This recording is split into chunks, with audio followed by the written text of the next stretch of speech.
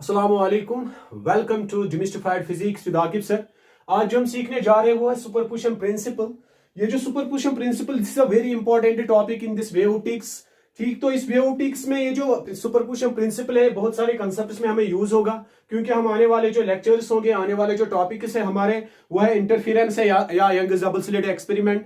वो सारे जो टॉपिक्स है, वो सारे जो कंसेप्ट्स है, वो समझने के लिए आपको ये सुपरपोजिशन प्रिंसिपल समझना आपका बहुत ही जरूरी है। ठीक, जब तक आप सुपरपोजिशन प्रिंसिपल को ठीक से नहीं समझ पाओगे तो आप इंटरफेरेंस और यंगस डबल स्लिट एक्सपेरिमेंट को भी ठीक से नहीं समझ पाओगे। ठीक, तो इसलिए आपको क्या करना होगा, जो सुपरपोजिशन प्रिंसिपल है पहले इसको सीखेंगे, इसको समझने की कोशिश करेंगे। मैं आपको इंशाल्लाह पूरा 100% इसको समझाने की कोशिश करूंगा। आप भी इसको समझने की कोशिश कीजिए। ठीक, तो यहाँ पे क्या है, सुपरपोजिशन प्रिंसिपल को समझने के लिए मैं आपको पहले बता दूं कि यहाँ पे हम wave theory of light use कर रहे हैं, wave concept of wave optics पढ़ रहे हैं। तो इसका मतलब यहाँ पे जो वेव थ्योरी हमें यूज करनी है, आप यहाँ पे कुछ स्टूडेंट्स कंफ्यूज हो जाते हैं कि हम सिंपली यहाँ पे हाइजेंस प्रिंसिपल या हाइजेंस कंसेप्ट ही यूज नहीं कर रहे, हम वेव थ्योरी का कंसेप्ट यूज करें सुपरपोजिशन प्रिंसिपल में।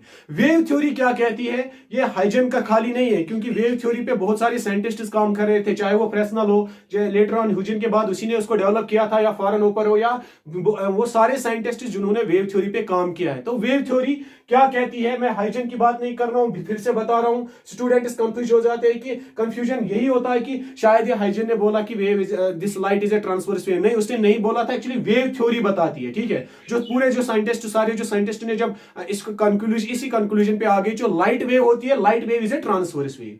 अगर लाइट अब ट्रांसवर्स वेव है तो ट्रांसवर्स वेव होती क्या है, आपको पता है? ट्रांसवर्स वेव वो वेव होती है कि आपको पता है, यहाँ पे हम लाइट को एक मैकेनिकल वेव ट्रीट करते हैं वेव ऑप्टिक्स में। तो अगर ये लाइट अब मैकेनिकल वेव हो तो आपको पता है इसको मीडियम की जरूरत होती है, मैकेनिकल वेव को चलने के लिए मीडियम की जरूरत होती है। जब ट्रांसवर्स वेव किसी मीडियम में आती है, ठीक, तो उस मीडियम में जो पार्टिकल्स होते हैं, उन पार्टिकलों को ये ट्रांसवर्स वेव वाइब्रेट करती है। हमें पता है कि ये जो वेव एक्चुअली होती क्या है, ऑलरेडी आप जान चुके हैं प्रीवियस लेक्चर्स में। तो वेव सिंपली एक डिस्टरबेंस होती है।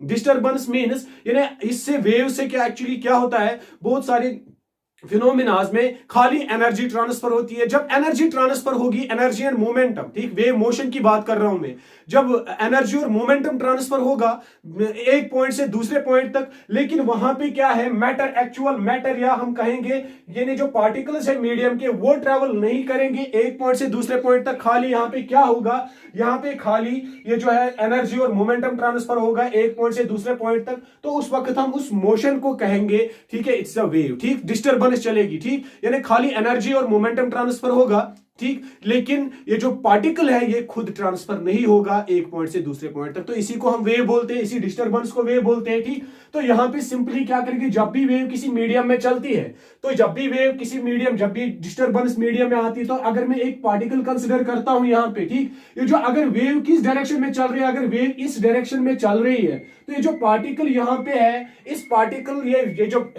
डिस्टरबेंस इस पार्टिकल के पास पहुंचती है, तो इस पार्टिकल क्या करता है, now this particle execute simple harmonic motion. ये वेव इस पार्टिकल को क्या करेगी, इस पार्टिकल को डिस्प्लेस करती है। ठीक है, पहले ऊपर या हम कहेंगे नीचे की तरफ। ठीक, तो इसका मतलब यह है कि जब ये वेव इस पे स्ट्राइक करेगी, जब ये वेव आगे आगे चलेगी, तो ये जो पार्टिकल है ये ऊपर ऊपर जाएगा। ठीक है, इस तरह। तो यहां पे डिस्प्लेसमेंट हो रही है, तो अगर मैं यहां मानूं कि ये अनडिस्टर्ब्ड पोजीशन है, मीन पोजीशन है इस पार्टिकल का, अगर ये मीन पोजीशन है, रेस्ट पोजीशन है पार्टिकल का, लेकिन जब ये वेव इस पार्टिकल तक पहुंचती है, ठीक, अब यहां से क्या होगा, ये वेव इस तरह चलेगी। ठीक, तो यहां पे जो पार्टिकल है, इट इज नाउ कहां पे है, यहां ये इस मीन पोजीशन पे, अपनी रेस्ट पोजीशन पे है, अनडिस्टर्ब्ड पोजीशन पे है। तो यहां पे क्या होगा, ये वेव इस पार्टिकल को वाइब्रेट करेगी। अब ये वेव जब आगे आगे चलेगी, ठीक, तो अगर पार्टिकल यहां से इस पोजीशन पे आता है, ठीक है, इसी तरह वेव जब थोड़ी और आगे चलेगी तो पार्टिकल यहां पे आएगा, इसी तरह ये पार्टिकल चलता जाएगा तो यहां तक पहुंचेगा। ठीक, तो जब वेव और आगे चली जाएगी तो पार्टिकल यहां पे आएगा, फिर से आगे जाएगी तो यहां पे। ठीक, तो इसी तरह जो पार्टिकल है ये किस तरह वाइब्रेट होता है, टू एंड फ्रो मोशन दिखाता है। ठीक, टू एंड फ्रो मोशन, ठीक, अबाउट देयर मेन पोजीशन। इसी टू एंड फ्रो मोशन को हम वाइब्रेटिंग मोशन भी बोलते हैं, एक ऑसिलेशन प्रोपोगेशन होती है इस तरह, ठीक, पहले पार्टिकल ऊपर जाता है, इसके बाद मीन पोजीशन पे, फिर नीचे, फिर से मीन पोजीशन पे, इसी तरह एक साइकिल कंप्लीट होता है, इसकी ऑसिलेशंस कंप्लीट होते हैं, ठीक। तो वेव सिंपली क्या करती है, जब भी ये किसी पार्टिकल से स्ट्राइक करती है तो ये पार्टिकल अब क्या होता है, वाइब्रेट होता है। Now this particle execute simple harmonic motion, ठीक, to and fro motion about their mean position, और इससे क्या होता है, पार्टिकल वाइब्रेट करता है, लेकिन किस डायरेक्शन में वाइब्रेट करता है, अगर वेव इस डायरेक्शन में चलती है, ठीक, तो पार्टिकल किस डायरेक्शन में वाइब्रेट करता है, perpendicular to the propagation of the wave. तो इस वेव को हम ट्रांसवर्स वेव बोलते हैं। अगर वेव यानी ये जो पार्टिकल जो मीडियम के अगर वो वाइब्रेट करते हैं perpendicular to the direction of the propagation of the wave, तब जाके हम इस वेव मोशन को सिंपली ट्रांसवर्स वेव मोशन बोलते हैं। तो यहां पे जो लाइट है it show the transverse wave motion. तो ट्रांसवर्स वेव मोशन दिखाने से क्या होगा, अब जो इस मीडियम के पार्टिकल्स होंगे वो वाइब्रेट होंगे perpendicular to the direction of the propagation of this wave. तो अब यहां पे जो वेव्स है हमें सुपर पोजीशन प्रिंसिपल पढ़ना है। अब यही वेव्स अगर अब सुपर इंपोज हो जाएगी तो किस तरह ही पार्टिकल को आप डिस्प्लेस करेंगे। तो यहां पे सिंपली मैं आपको यहां पे पहले यह बता दूं कि जब भी आप मीडियम में पार्टिकल होता है, जब भी कोई वेव इस पार्टिकल को स्ट्राइक करती है, तो ये जो पार्टिकल है ये पार्टिकल क्या होता है, ये डिस्प्लेस होता है अपनी मेन पोजीशन से, अपनी अनडिस्टर्ब्ड रेस्ट पोजीशन से ये क्या होता है, डिस्प्लेसमेंट दिखाता है, ठीक। तो अगर यहां पे कोई वेव आ रही है, ठीक, जब ये वेव इस पार्टिकल को स्ट्राइक करेगी, ठीक, तो ये पार्टिकल डिस्प्लेस हो जाएगा, या तो ऊपर की तरफ डिस्प्लेस हो जाएगा या तो नीचे की तरफ डिस्प्लेस हो जाएगा। लेकिन इसकी डिस्प्लेसमेंट यानी एक लिमिटेड होती है, ठीक, लिमिटेड डिस्प्लेसमेंट होती है, इसका मैक्सिमम वैल्यू होता है, मैक्सिमम पीक होता है। और हमें पता है जो ट्रांसवर्स वेव होती है वो किस तरह चलती है, क्रस्ट ट्रफ इसी फॉर्म में चलती है। जो ट्रफ क्रस्ट क्या होता है, it is a maximum displacement of the particles, ठीक है, पार्टिकल्स की जो मैक्सिमम डिस्प्लेसमेंट होती है above from there mean position, ठीक, तो उसको हम क्रस्ट बोलते हैं अबव देयर मीन पोजीशन। अगर हम मीन पोजीशन से ऊपर तक जाएंगे, ठीक, जो मैक्सिमम डिस्प्लेसमेंट होगी वो डिस्टर्बेंस से, वो मैक्सिमम डिस्प्लेसमेंट को हम कहेंगे above this mean position crust, ठीक। अब जो मैक्सिमम डिस्प्लेसमेंट नीचे की तरफ होगी इस पार्टिकल की, जो maximum displacement below this mean position होगी, इसको हम ट्रफ बोलते हैं, ठीक। तो अब जो ट्रांसवर्स वेव है डिस्टर्बेंस चलती है तो किस तरह चलती है, क्रस्ट ट्रफ, ये आप लोग जानते हैं, ठीक है। अगर ये क्रस्ट है ये ट्रफ है, इसका मतलब है जब क्रस्ट इस पार्टिकल तक पहुंचेगा, ठीक, तो ये पार्टिकल मैक्सिमम डिस्प्लेसमेंट पे होगा। जब ट्रफ इस पार्टिकल पर पहुंचेगा, ठीक, तो इसका मतलब ये जो पार्टिकल यहां पे होगा ये यहां पे मैक्सिमम डिस्प्लेसमेंट लेकिन नेगेटिव डायरेक्शन में होगा, ठीक, इस डायरेक्शन के अपोजिट में होगा, ठीक। अब यहां पे क्या है, यहां पे मैं आपको बता दूं ये जो डिस्प्लेसमेंट ये चेंज होती रहती है, जितनी वेव आगे आगे जाएगी, ठीक है, तो ये जो यहां से पार्टिकल है नीचे आता जाएगा, ठीक। जितनी वेव आगे चलेगी तो जब यहां पे क्रस्ट से पार्टिकल यहां तक आता है, ठीक है, अगर ये मेन पोजीशन मान लो मैं इस वेव की मेन पोजीशन है, ठीक, तो मेन पोजीशन पे आके ये पार्टिकल फिर से इसी अनडिस्टर्ब्ड रेस्ट पोजीशन पे आता है, ठीक। जब वेव और आगे चलेगी तो अब ये पार्टिकल नीचे की तरफ जाने लगता है, ठीक। तो इसी तरह ये पार्टिकल वाइब्रेट करता रहता है। लेकिन यहां पे सिंपली आपको यह बता दूं, जब भी वेव पार्टिकल को स्ट्राइक करती है तो पार्टिकल क्या होता है, पार्टिकल सिंपली डिस्प्लेसमेंट दिखाता है। तो अगर मैं यहां पे मान के चलूं कि ये एक वेव आ रही है, अगर ये एक वेव आ रही है इस पार्टिकल को यहां पे डिस्प्लेस कर रहा है, यहां पे जो जब वेव आएगी इस पार्टिकल को स्ट्राइक करके, मैं मानता हूं कि ये जो वेव है इसकी जो डिस्प्लेसमेंट है, इस वेव की डिस्प्लेसमेंट वो यहां पे इस पार्टिकल को डिस्प्लेस कर रही है, let that displacement B y1, वो डिस्प्लेसमेंट y1 लेता हूं मैं। अब अगर ये फर्स्ट वेव कितनी डिस्प्लेस कर रही है इस पार्टिकल को यहां से यहां तक, y1 डिस्प्लेसमेंट। अब जो दूसरी वेव आएगी सुपर इंपोज हो जाएगी, चलो यहां पे मैं दूसरी वेव लेता हूं, तो अब जो दूसरी वेव होगी तो इस तरह दूसरी वेव की, फॉर एग्जांपल यहां पे दूसरी वेव डॉटेड लाइन से दिखा रहा हूं मैं।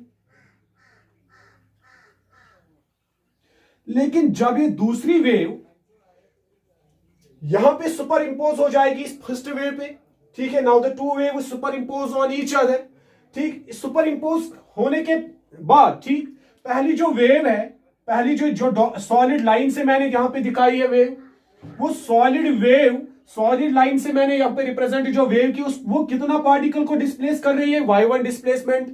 चलो मैं मानता हूं जो सॉलिड वेव है, सॉलिड लाइन से जो मैंने वेव दिखाई इसको पहले हम एब्सेंट रखते हैं, ठीक, अगर ये डॉटेड लाइन वेव आ रही है, चलो मैं मानता हूं ये कितना इस पार्टिकल को डिस्प्लेस कर रही है, ये इसी पार्टिकल को डिस्प्लेसमेंट दिखा रही है, इस पे y2 डिस्प्लेसमेंट, ठीक है, मैक्सिमम डिस्प्लेसमेंट, इससे ज्यादा डिस्प्लेसमेंट दिखा रही है, क्योंकि यहां पे जो पीक है इस डॉटेड वेव की जो पीक है वो पीक ज्यादा है, ठीक, इस सॉलिड वेव से, ठीक, तो यहां पे जो इससे डिस्प्लेसमेंट हो जाएगी, इसी पार्टिकल में जो डिस्प्लेसमेंट होगी वो डिस्प्लेसमेंट में y2 रखता हूं इस पॉइंट तक, ठीक है।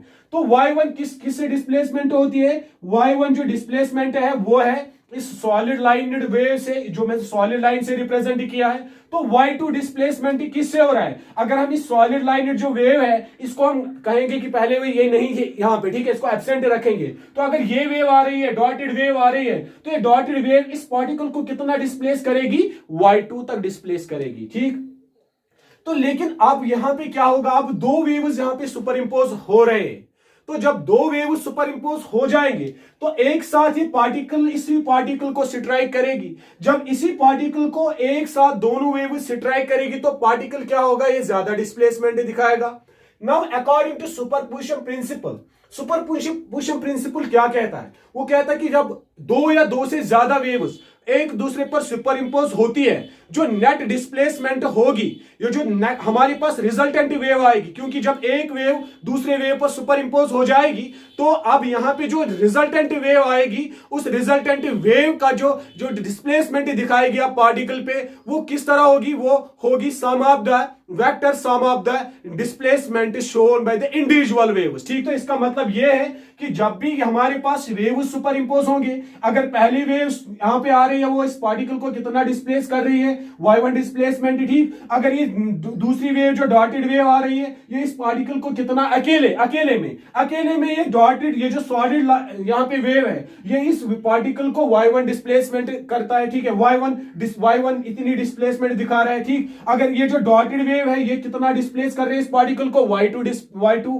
ठीक। तो अकेले में ये जो डिस्प्लेसमेंट से मैंने यहां पे लिखे हैं, y1 is the individual displacement due to this wave, solid wave, and y1, ठीक है, y2 is the displacement due to this alone due to this dotted wave. अब यहां पे जब ये सुपर इंपोज हो जाएगी तो रिजल्टेंट वेव जो आएगी वो इस पार्टिकल को कितना डिस्प्लेस करेगी, जो टोटल डिस्प्लेसमेंट ऑफ पार्टिकल होगी सुपर इंपोज होने के बाद। अब ये सुपर इंपोज हो गए ये दो वेव्स, ठीक, जब सुपर इंपोज हो जाएगी, जो अब यहां पे डिस्प्लेसमेंट होगी अकॉर्डिंग टू सुपरपोजिशन प्रिंसिपल, वो डिस्प्लेसमेंट जो है टोटल डिस्प्लेसमेंट किसके बराबर होगी, vector sum of the individual displacement shown by the waves alone, ठीक है। जब अकेले में ये वेव्स आएगी कितना डिस्प्लेसमेंट दिखा रही है, पहली जो वेव थी सॉलिड वेव वो y1 दिखा रही है, जो सेकंड वेव है वो y2 डिस्प्लेसमेंट दिखा रही है, तो टोटल जो डिस्प्लेसमेंट होगी सुपर इंपोज होने के बाद, तो वो डिस्प्लेसमेंट किसके बराबर होगी, so vector sum of the individual displacement shown by the waves, ठीक है। तो अकेले में जो डिस्प्लेसमेंट से उनका वेक्टर सम लेते हैं, ठीक है। तो ये है एक्चुअली सुपरपोजिशन प्रिंसिपल यहां पे हमने दो वेव्स को सुपर इंपोज किया है, इसी तरह हम तीन वेव्स, चार वेव्स भी ले सकते हैं। अगर हमारे पास n नंबर ऑफ वेव्स अब सुपर इंपोज हो रही है तो आप इसको हम जनरलाइज कर सकते हैं, जो टोटल हमारे पास डिस्प्लेसमेंट होगी that is equal to y1 plus y2 plus y3 plus so on to yn, ठीक है। तो ये क्या है, y1 डिस्प्लेसमेंट होगी, पहली वेव जो डिस्प्लेसमेंट दिखाएगी पार्टिकल पे, फिर दूसरी वेव जो डिस्प्लेसमेंट दिखाएगी दैट इज y2, तीसरी वेव जो डिस्प्लेसमेंट दिखाएगी पार्टिकल पे तो वो y3, ठीक। इसी तरह जो टोटल डिस्प्लेसमेंट होगी जब वो सारे जो वेव्स आएंगे, जितने भी वेव्स आ रहे हैं, चाहे वो 10 वेव्स है, 20 वेव्स है, 40 वेव्स है, 50 वेव्स है, सारे जो वेव्स सुपर इंपोज हो जाएंगे तो वो कितना डिस्प्लेसमेंट दिखाएगी इस पार्टिकल पे, तो वो टोटल डिस्प्लेसमेंट इस तरह होगा vector sum of the individual displacement bye waves alone, ठीक है। जो इंडिविजुअल वेव्स अब डिस्प्लेसमेंट दिखा रहे तो उनका सम लेना है, तो वो हमारे पास टोटल नेट डिस्प्लेसमेंट आएगी, तो उसी नेट डिस्प्लेसमेंट को हम इसी रिजल्ट को हम सुपरपोजिशन प्रिंसिपल बोलते हैं, ठीक। तो यहां पे और एक इंपॉर्टेंट पॉइंट है, यहां पे जब अब ये रिजल्टेंट वेव आएगी, वो रिजल्टेंट वेव अब किस तरह होगी, मैं मानता हूं कि ये जो रिजल्टेंट वेव है, चलो मैं यहां पे रेड मार्कर से उसको दिखा दूं कि वो रिजल्टेंट वेव अब इस तरह होगी, ठीक है, रेड मार्कर से दिखा दो, इस तरह होगी अब वो रिजल्टेंट वेव। तो जब ये रिजल्टेंट वेव जो है, जब ये रिजल्टेंट वेव या जब ये दो वेव सुपर इंपोज हो जाएंगे तो अब ये हमारे पास ये रेड वेव जो है रिजल्टेंट वेव आ गई। अब यही रिजल्टेंट वेव जब इस पार्टिकल को अब स्ट्राइक करेगी, ठीक, तो ये कितना डिस्प्लेसमेंट दिखाएगी। यहां पे जो हमने दो वेव्स लिए थे सुपर इंपोज हो रहे हैं, एक तो इस ब्लैक सॉलिड लाइन से मैंने दिखाया, दूसरी डॉटेड लाइन से। सॉलिड जो वेव है वो y1 डिस्प्लेसमेंट दिखा रही है, ये जो यहां पे डॉटेड है वो y2 डिस्प्लेसमेंट दिखा रही है। तो नेट डिस्प्लेसमेंट किसके बराबर है? Net displacement is equal to y1 plus y2। तो अगर यहां पे मैं ले लूं ये जो पहली वेव है वो कितनी डिस्प्लेसमेंट दिखा रही है, फॉर एग्जांपल ये जो y1 है ये 2 सेंटीमीटर है, ठीक। अगर y2 में ले लूं कि ये फॉर एग्जांपल 5 सेंटीमीटर है, जो हमारे पास रिजल्टेंट वेव आएगी, ठीक, तो वो उसकी वो जो डिस्प्लेसमेंट दिखाएगी वो कितना होगा? That is y is equal to y1 plus y2, ठीक। तो वो कितना होगा? That is y is equal to, substitute करें यहां पे value 2 plus 5, that is y is equal to 7 centimetre. तो जो ओवरऑल डिस्प्लेसमेंट है वो ज्यादा हो रही है, ठीक है, क्योंकि सम ले रहे हैं यहां पे, ठीक। तो इस तरह इस पार्टिकल को यहां से यहां तक डिस्प्लेस करेगी, ठीक। लेकिन यहां पे क्या है, जब क्रस्ट पे फॉल होगा, ट्रफ को पे फॉल होगा, ठीक। इसी तरह जब क्रस्ट पे फॉल होगा, ठीक, तो यहां पे जो अब यहां पे डिस्प्लेसमेंट सुपर इंपोज हो रहे हैं, इसको हम कॉन्स्ट्रक्टिव सुपर इंपोजिशन बोलते हैं, ठीक। तो कॉन्स्ट्रक्टिवली यहां पे हो रहा है, क्रस्ट पे फॉल हो रहा है, ट्रफ पे फॉल हो रहा है। लेकिन यहां पे अगर डिस्प्लेसमेंट y1 दिखा रहा है, ठीक, तो लेकिन जब ट्रफ यहां पे पहुंचेगा तो यहां पे कितनी डिस्प्लेसमेंट? पहली वेव सॉलिड वेव कितना डिस्प्लेसमेंट दिखाएगी? -y1, ठीक। अब यहां पे जो सेकंड वेव डॉटेड वेव है वो कितनी डिस्प्लेसमेंट दिखाएगी? -y2, ठीक। अगर हम क्रेस्ट की बात करें, ठीक है, अपोजिट डायरेक्शन की बात करें, तो उस वक्त भी यही एक्सप्रेशन, यही सुपरपोजिशन प्रिंसिपल का रिजल्ट यूज होगा। तो वहां पे भी क्या होगा, जो हमारे पास रिजल्टेंट डिस्प्लेसमेंट होगा, जो हमारे पास रिजल्टेंट वेव होगी, उसकी जो वो डिस्प्लेसमेंट दिखाएगी इस पार्टिकल पे। तो क्रेस्ट के यहां पे कितनी डिस्प्लेसमेंट हो रही है? That is y1 plus y2। लेकिन यहां पे क्या होगा, जब क्रस्ट इस पे फॉल होगा, दोनों वेव का क्रस्ट हम कहेंगे, अब जो रिजल्टेंट वेव आ रहे हैं सुपर इंपोज होके जो रिजल्टेंट वेव आएगी, जब इसका क्रस्ट इस पे पड़ेगा, ठीक, तो तब जाके जो टोटल डिस्प्लेसमेंट होगी वो किसके बराबर होगी? -y1 -y2। दोनों माइनस है, दोनों नेगेटिव डायरेक्शन में क्रस्ट में है, दोनों का क्रस्ट एक साथ यहां पे इस पार्टिकल को स्ट्राइक करता है, ठीक। तो हमारे पास जो नेट डिस्प्लेसमेंट वो किसके बराबर आएगा? दैट इज माइनस को बाहर निकालेंगे y1 प्लस y2, ठीक। तो ये किसके बराबर होगा? दिस y1 प्लस y2 ये किसके बराबर है? This is equal to y, ठीक। तो y जब जब हम क्रस्ट ये जो रिजल्टेंट वेव का क्रस्ट जब इस पे पड़ेगा, तो ठीक, तो इस पार्टिकल को स्ट्राइक करेगा, ठीक। तो यहां पे क्या है, यहां पे अब जो हमारे पास डिस्प्लेसमेंट होगी वो उसी डिस्प्लेसमेंट के बराबर होगी जो ट्रफ पे, लेकिन नेगेटिव डायरेक्शन में होगी, -y is equal to -y। लेकिन यहां पे मैं सिंपली आपको यह दिखाना चाहता हूं कि जो सुपरपोजिशन प्रिंसिपल है वो हर एक डिस्प्ले, यानी चाहे वो क्रस्ट हो या ट्रफ हो, हर जगह इस यहां पे यूज होता है। तो यहां पे और एक इंपॉर्टेंट रिजल्ट है, वो ये है, अगर अब ये वेव्स कॉन्स्ट्रक्टिवली अब सुपर इंपोज नहीं हो रही है, यानी अगर एक वेव का क्रस्ट आएगा और दूसरी वेव का ट्रफ आएगा, ठीक। अब इस तरह यानी जो दो वेव्स है ये आउट ऑफ फेज होंगे, आउट ऑफ फेज होंगे। अगर दो वेव्स अब आउट ऑफ फेज है, इसका मतलब है अब एक वेव का क्रस्ट होगा। अगर मैं यहां पे फेज डिफरेंस जो लेता हूं, ठीक, हमें पता है अगर यहां से वेव स्टार्ट हो रही है, अगर फेज डिफरेंस हम 90 डिग्री भी ले सकते हैं, 180 डिग्री भी ले सकते हैं, तो हम सिंपली ये कहेंगे जब वेव्स आउट ऑफ फेज होंगी, अगर मैं ये इस तरह भी इसको कहूंगा, अगर एक वेव का क्रस्ट आ रहा है,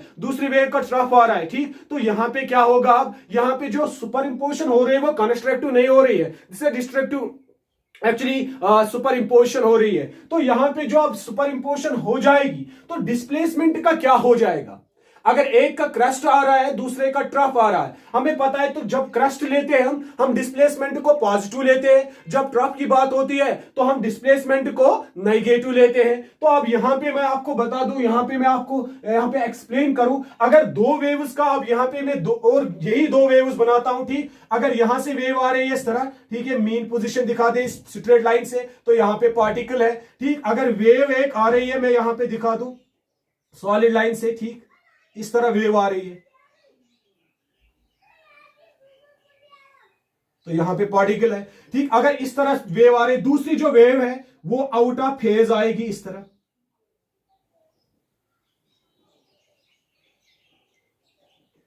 इसका मतलब यह है जब एक वेव का क्रस्ट इस पार्टिकल तक पहुंचेगा तब जाके इस डॉटेड लाइन का ट्रफ वहां तक पहुंचेगा।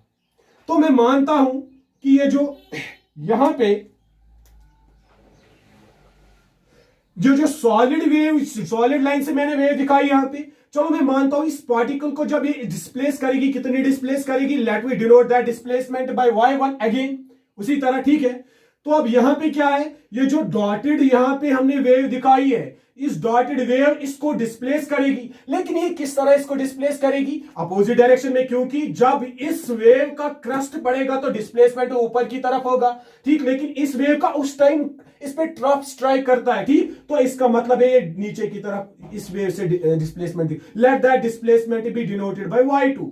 अगर उस टाइम डिस्प्लेसमेंट y2 है तो जब ये वेव स्ट्राइक करते हो डिस्प्लेसमेंट y1 है, लेकिन ये अपोजिट डायरेक्शन में, यहां पे फिर से सुपरपोजिशन प्रिंसिपल यही यूज करेंगे। जो नेट डिस्प्लेसमेंट होगी इस केस में, वो नेट डिस्प्लेसमेंट किसके बराबर होगी according to superposition principle, that is y1 plus minus y2, ठीक है। तो इसी तरह लेंगे, ठीक, प्लस माइनस का यहां पे माइनस आ जाएगा, that is y is equal to y1 minus y2, ठीक। तो यहां पे जो नेट डिस्प्लेसमेंट है वो कम हो रही है। चलो यहां पे मैं एक एग्जांपल से आपको समझा दूं, अगर ये जो वेव है सॉलिड वेव है, ठीक, ये सॉलिड वेव कितना डिस्प्लेस कर रही है इस पार्टिकल को, इस डायरेक्शन में, अपवर्ड डायरेक्शन में, पॉजिटिव डायरेक्शन में। अगर ये इसको डिस्प्लेसमेंट दिखा रही है इस पे, फॉर एग्जांपल 5 सेंटीमीटर इसको डिस्प्लेस कर रहा है इस पार्टिकल को, ठीक। किससे पार्टिकल, यानी ये जो y1 है यहां पे जो सॉलिड वेव इस पे डिस्प्लेसमेंट दिखा रही है वो कितना है, वो मैंने यहां पे 5 सेंटीमीटर लिया। चलो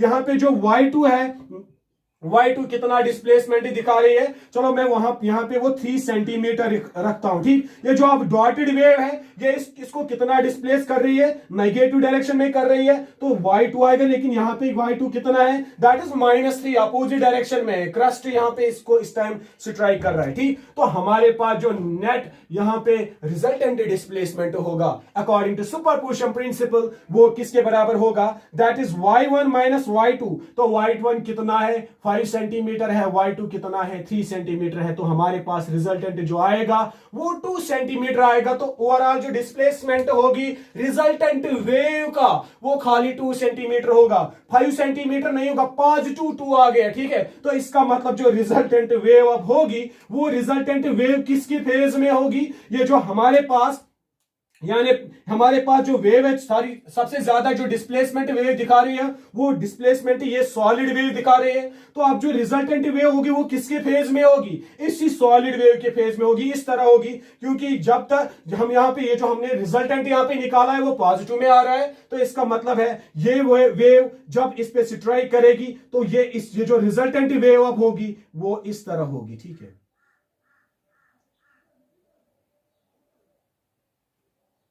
क्योंकि जो सॉलिड वेव है उससे कम डिस्प्लेसमेंट दिखा रही है। यहां पे जो रिजल्टेंट डिस्प्लेसमेंट निकल रही थी, क्योंकि दोनों वेव्स इन फेज थे, एक ही फेज में थे, ठीक, फेज सेम था दोनों वेव्स का, ठीक।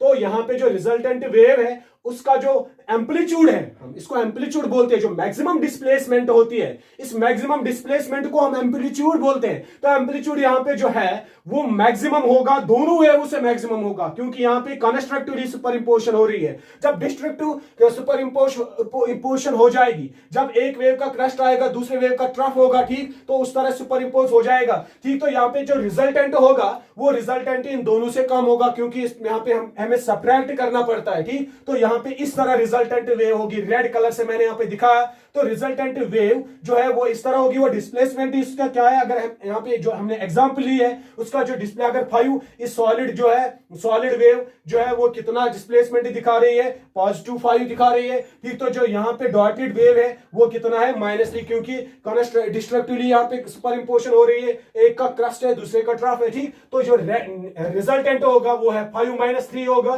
That is 2 centimetre. तो इसका मतलब है इसका जो हमारे पास रिजल्टेंट वेव होगी वो जो डिस्प्लेसमेंट दिखाएगी अब इस पार्टिकल पे, तो वो डिस्प्लेसमेंट इस वेव सॉलिड वेव से भी कम होती है। वहां पे 5 सेंटीमीटर रखा था हमने, तो यहां पे खाली 2 सेंटीमीटर होगा रिजल्टेंट वेव का। तो इसी तरह क्या होता है, सुपरपोजिशन प्रिंसिपल यूज होता है। तो इसका मतलब यह हुआ कि जब हम यानी जब एक वेव का क्रस्ट और दोनों वेवों का क्रस्ट और दोनों वेवों का ट्रफ एक साथ यानी सुपर इंपोज हो जाएगा, तो इसका मतलब है कॉन्स्ट्रक्टिवली अगर सुपर इंपोजिशन हो जाएगी तो हमारे पास ये रिजल्ट आता है। ठीक, यानी हमारे पास हमें ऐड करना होता है। ठीक, अगर एक वेव का क्रस्ट आता है दूसरी वेव का ट्रफ आता है तो हमारे पास जो रिजल्ट है वो रिजल्ट इस तरह होगा। ठीक है, that is y1 minus y2, इसी तरह लेके जाएंगे। ठीक, तो हमारे पास जो है अब दो रिजल्ट्स आ गए यहां पे सुपरपोजिशन प्रिंसिपल में। एक ये है कि जब क्रस्ट के लिए हम कंसिडर करेंगे तो क्रस्ट के लिए हम पॉजिटिव साइन कंसिडर करते हैं, लेकिन जब ट्रफ की बात करते हैं तो हम नेगेटिव साइन लेते हैं, क्योंकि ये सेम डिस्प्लेसमेंट होती है लेकिन नेगेटिव डायरेक्शन में होती है, अपोजिट डायरेक्शन में होती है। तो हमें यहां पे अब ये कंक्लूड किया हमने कि जब भी वेव सुपर इंपोज होती है, जो रिजल्टेंट वेव होती है वो जो डिस्प्लेसमेंट दिखा रही है किसी पार्टिकल पे, वो किसके बराबर होती है, sum of the displacement due to individual waves. ठीक है, जो इंडिविजुअल वेव्स डिस्प्लेसमेंट करती है पार्टिकल को, जो डिस्प्लेसमेंट दिखा रही है पार्टिकल पे, ठीक, जो पार्टिकल को जो इंडिविजुअल वेव्स डिस्प्लेसमेंट करती है, जब वो वेव्स फिर सुपर इंपोज हो जाएगी तो वो जो रिजल्टेंट वेव होगी वो कितना डिस्प्लेस करेगी उस पार्टिकल को, वो किसके बराबर होगी, वो sum of the displacements of due to individual waves. ठीक है, तो जो इंडिविजुअल वेव्स डिस्प्लेसमेंट दिखा रही है, ठीक, तो उनका हम वेक्टर सम लेंगे और वो हमारे पास रिजल्टेंट वेव की डिस्प्लेसमेंट आएगी। ठीक, तो इसी तरह हम पार्टिकल की displace in terms of the particular displacement superposition principle को एक्सप्लेन करते हैं। तो सुपरपोजिशन प्रिंसिपल में जो अब हमारे पास रिजल्ट है जो हमें याद रखना है, जो हमें यूज करना है आने वाले वीडियोस में, तो आने वाले लेक्चर्स में, आने वाले टॉपिक्स में, चाहे वो इंटरफेरेंस हो या यंगस डबल स्लिट एक्सपेरिमेंट हो, तो वो रिजल्ट यही है। तो यही रिजल्ट हमें याद रखना है। लेकिन सबसे इंपॉर्टेंट बात यह है कि हमें यहाँ पे ख्याल रखना है, अगर हम क्रस्ट की बात करें तो पॉजिटिव, अगर ट्रफ की बात करें तो नेगेटिव वैल्यूज कंसिडर करने हैं, क्योंकि वो अपोजिट डायरेक्शन में होती है, नेगेटिव डायरेक्शन में कंसिडर करते हैं। ठीक है, तो इसी तरह हमने यहाँ पे आपके साथ यानी सुपरपोजिशन प्रिंसिपल डिस्कस किया है। तो अगर आप लोगों को कहीं पे भी कोई भी कंफ्यूजन है इस टॉपिक के रिलेटेड, आप मुझे कमेंट कर सकते हो, तो हम आने वाले वीडियोस में आपके साथ डिस्कस करेंगे इंशाल्लाह। ठीक है, तो मैं चाहता हूं कि आप कहीं पे भी अगर आपको कोई भी कंफ्यूजन हो, ठीक, मैं नहीं चाहता हूं कि आने वाले जो टॉपिक्स है, आने वाले जो लेक्चर्स है उसमें आपको कोई प्रॉब्लम हो, तो इसीलिए एज सोन एज पॉसिबल अगर आपको कोई भी प्रॉब्लम है, कोई भी कहीं पे भी कोई कंफ्यूजन है, आप मुझे कमेंट कर सकते हो। तो पहले मैं नेक्स्ट वीडियो में वही डिस्कस करूंगा, ठीक है, आपके साथ। या अगर आपको लग रहा है कि यहाँ पे कोई कंफ्यूजन नहीं है तो ठीक है, जो आने वाले हमारे पास आने वाले लेक्चर्स होंगे वो आप आसानी से सीख जाओगे। ठीक, तो जो हमारे प्रीवियस वीडियोस हैं वो भी आप देख सकते हो सुपरपोजिशन प्रिंसिपल को समझने के लिए। जो अगर आप हमारे प्रीवियस वीडियोस देखना चाहते हो तो लिंक डिस्क्रिप्शन में दी हुई है, आप वहां जाके हमारे प्रीवियस वीडियोस देख सकते हो। तो आने वाले वीडियोस में नेक्स्ट लेक्चर हम करेंगे इंटरफेरेंस और यंग्स डबल स्लिट एक्सपेरिमेंट्स। जो उससे पहले जो रिलेटेड हमारे पास कुछ पॉइंट्स सीखने होंगे, कोहेरेंट सोर्सेज वगैरह, ठीक है, तो वो भी हम आने वाले वीडियोस में आपके साथ डिस्कस करेंगे इंशाल्लाह। Thank you.